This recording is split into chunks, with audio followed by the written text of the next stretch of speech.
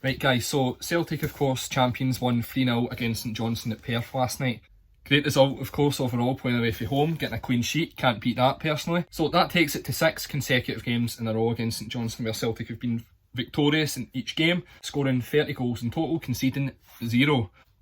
Can't beat that record. So first half, Celtic were absolutely dominant. St Johnstone didn't get a say in the game at all. Virtually no chances in the first half. Celtic of course been 3-0 up by 25 minutes. Could have easily been about 6 in the first half. A lot of positives to take as well. Edouard and Griffiths both linking up very good, especially for the first goal that Ntcham scored.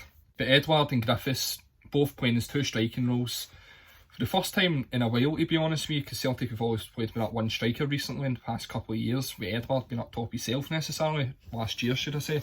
To have Griffiths back shows that bit of variety.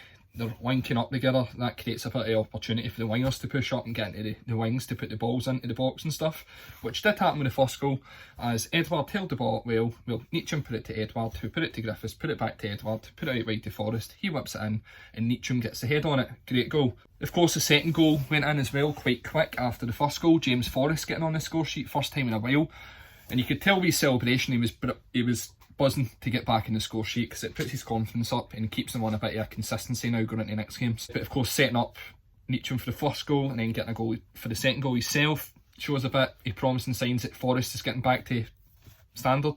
For the third goal of course Griffiths getting on the score sheet as well.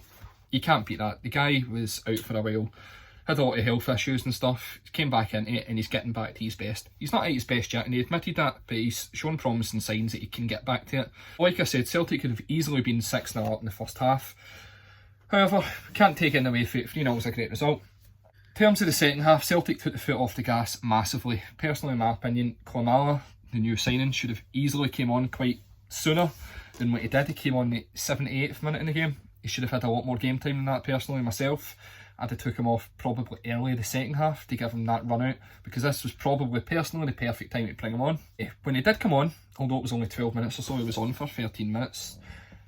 He did put a shift in. He was, whenever he lost the ball, he was chasing it down and stuff, which is what you want for any player on the park. You want to, if they make the mistake, they win it back. Could have had a goal as well. Unlucky personally because it took a wee deflection before it got to him, so for anyone saying he should have scored, he shouldn't have personally. But no, like I said, Celtic took the foot off the gas massively. But the standout player for me the full game was Ntcham, because I think he played phenomenal. He was an absolute workhorse in that centre mid position.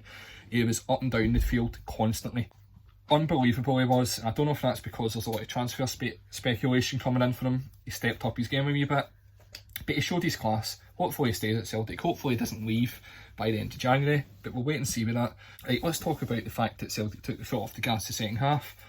So, defensive wise, we've had a bit of an issue, especially against Ross County. We thought it was a bit of a blip. To me, it was. However, watching the game in the second half when Celtic took the foot off the gas, we gave St Johnstone too much small opportunities that could have easily ended up as goals. A few slack passes here and there and stuff, so even that's including Scott Brown in midfield giving it away a couple of times as well. So it just shows when you can't take the foot off the gas, regardless of being 3-0 up, 4-0 up, 5-0 up. You just don't do that. If you feel like you can't be bothered anymore because you've been part of that team in the first half that's put them up 3 or 4-0, bring someone else on who wants to put a shift in and have their opportunity and take it regardless of being 3-0 up. They want to make it 4, 5 or 6. Next talking point as well is the fact that when Mickey Johnson came on in the second half, he took a wee knock quite quick in it, and the manager was contemplating taking him off instead of Edouard to bring Klimala on.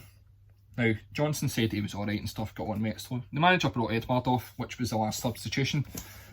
2 minutes later, Johnson's complaining and has to walk off the park, leaving Celtic at 10 men. Now, regardless of being 3-0 up, you don't want to see that.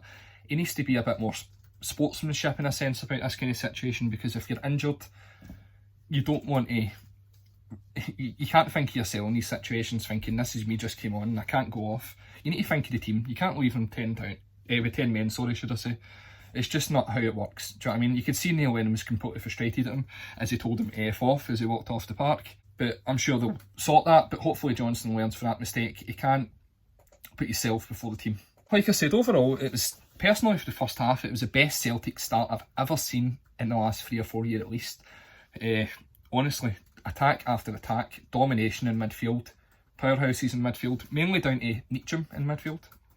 Griffiths and Edward, the link-up play, helped massively, which shows promising signs that the 4-4-2 hopefully is back. I'll put another video up before the next game against Hamilton at the weekend. So subscribe to the channel as well, follow the Twitter if you want to talk some football as well. So